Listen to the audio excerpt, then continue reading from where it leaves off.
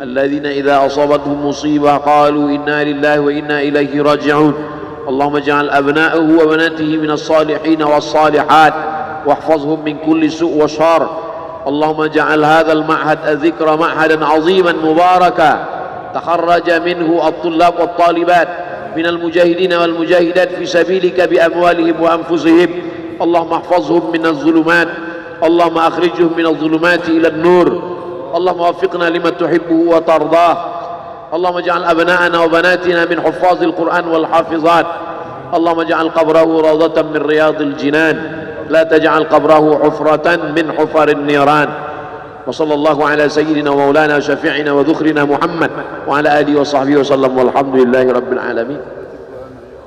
Kalau sayang dengan almarhum, hidupkan majelisnya, meramaikan, bangkitkan semangat, tunjukkan kepada Allah Subhanahu wa taala bahwa kita cinta.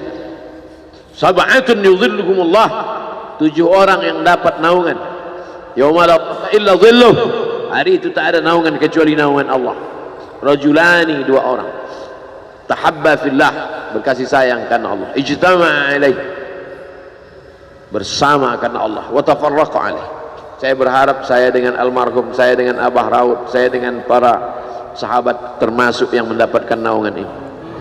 Saya dengan almarhum tak ada hubungan kepentingan, kami tak ada hubungan politik, kami tak ada hubungan ekonomi, kami murni karena la ilaha illallah Muhammadur Rasulullah. Alaiha nahya, dengan itu kami hidup, wa alaiha namutu, dengan itu kami mati, wa biha nub'atsu insyaallah, dengan itu juga nanti kita akan dibangkitkan. Sayang dengan Nabi, hidupkan masjid-masjid. Sayang dengan ulama, hidupkan majlis-majlisnya, jaga peninggalan-peninggalannya, lanjutkan perjuangannya. Itu bukti sayang. Sayang bukan di tepi bibir, sayang bukan basa-basi. Oleh sebab itu kita akan dituntut di hadapan Allah tentang nikmat besar ini. Mudah-mudahan kita lulus ujian dunia, ujian akhirat. Amin ya rabbal alamin. Terima kasih segala perhatian, mohon maaf segala kesilapan dan kekhilafan. Jangan lupa salat sunat isyraq 2 rakaat. Terima kasih. Wassalamualaikum warahmatullahi wabarakatuh. La ilaha illallah Muhammadun Rasulullah alaihi salatullah wa alihi